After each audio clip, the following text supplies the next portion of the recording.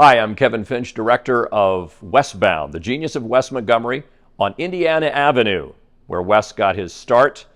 And we've been talking with Pat Metheny about his own start, early days of Wes Montgomery as far as his memory of following Wes's career, playing with John Coltrane. But of course, a guitarist like Pat Metheny is going to zero in on the thumb. That's always a major component of any conversation about Wes Montgomery. And Pat would get down to the details of seeing if he was doing just downstrokes or down and upstrokes with that thumb. Check it out.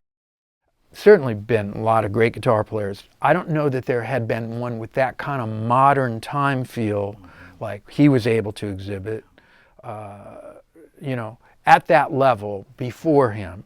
And I mean, one of the, I guess it'd be like the holy grail thing is we know that he did some gigs with Trane, right? And there's no real recording of it. No. But it doesn't surprise me at all that Trane would note that this was a guitar player who could hang with Elvin. And, that's something right there. And to me, when it feels that good, once again, there's infinity in front of you. And then you add to that his melodic, just ability to describe, his ideas with such clarity. So you've got melody and rhythm at the highest level.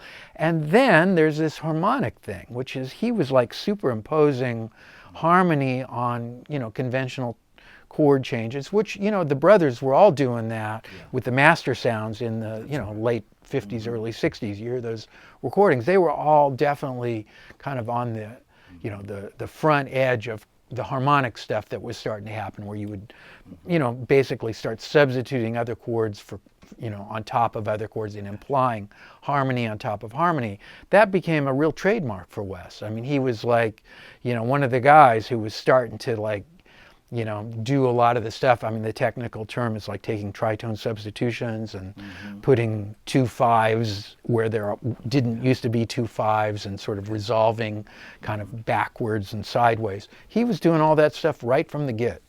And so, I mean, it was all there. It wasn't like, there was any spot where, oh, well, if time had moved on, maybe he would not have been able to hang with this or that. No. All of it was there. He was, playing with Herbie, and Herbie was the, Herbie was the sort of the bar of what was happening harmonically in the mid '60s, and Ron, was the guy who was going to not play one and start doing all kinds of stuff. And man, that's another thing I love about those records, the A&M CTR records, is, they basically were doing small group sessions and then they added stuff. But I mean, the way they were all playing together was just like, it was almost like the Miles Band, because Ron and Herbie were in the Miles Band, where it was like very backed up and kind of, chromatic and all this stuff. And you can see Wes was just like, smiling through the whole thing, like, yeah, fellas, and ready for all of it. And, to me, if he had lived, I'm sure it would have just kept right on going. Because, if it feels that good, it's always going to feel that good. That doesn't go away. He was very sound aware. You can really tell that. And at the same time, it's really interesting to me because, you see all the different guitars that he used. You see all, and you can hear like, oh wow, that's far out. He's using, this, the lower pickup instead of the traditional pickup. It never really mattered that much though, because what he was playing was so hip that transcended anything. And then again, I got to say, the thumb thing. If you play with your thumb, you can play kind of, a Fender Jazzmaster or something, and kind of get it to sound kind of that way. Is it because your thumb is natural? Well, and it's a real fat attack, because there's a lot of action that happens there. I mean, I don't know that I can give a great sort of physics example of why, but I mean, you can hear it on the records. It's like, we all know he used this guitar, that guitar, this guitar, that guitar. I don't know that you could tell, really. His finger was as smooth as glass. He didn't have a thumbprint. It was gone. Yeah, I believe that. Also, he was really powerful with his thumb. You know, a lot of people, they play with their thumb, they kind of grip their hand. He was like this. He was like, I think, almost even holding on. Exactly. And I mean, it was really unique what he was doing. And that video that came out some years ago, and I was actually quite honored to write the liner notes for it when they first discovered them. There's a couple shots, and you know, those of us that are the super like fan guys, you know, there was always this question, like when he played with his thumb, was he like going back and forth with his thumb? You know, it's like one thing to do all downstrokes, but did he do upstrokes too? And there's a couple, like, they had a really cool camera that was kind of over his shoulder, and you can kind of see some upstrokes. Because there were a few things, it's like, how did he ever get to that? Right. That I was always kind of wondering about. And yeah, I mean, he definitely had a way of doing it that was probably based on his physicality too. And, you know, because that's one thing about guitar, is that it's like, you know, there's no one kind of guitar. Every person that plays an electric guitar size-wise is different, so even the same guitar is going to fall in a different place. He used bigger guitars, like, you know, the L5s, which seemed to suit his physicality.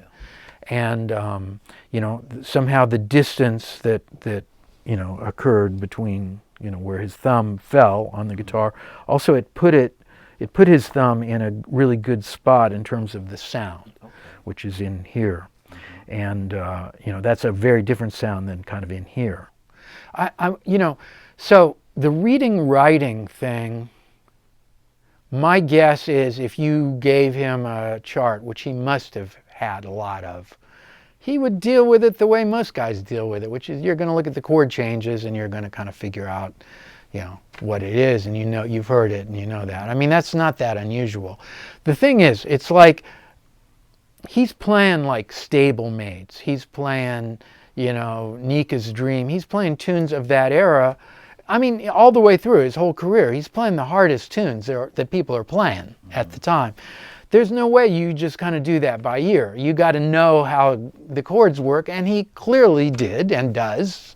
You know, it's there. It's completely, it's not just sort of there. It's like drilled down, like deep understanding of harmony there.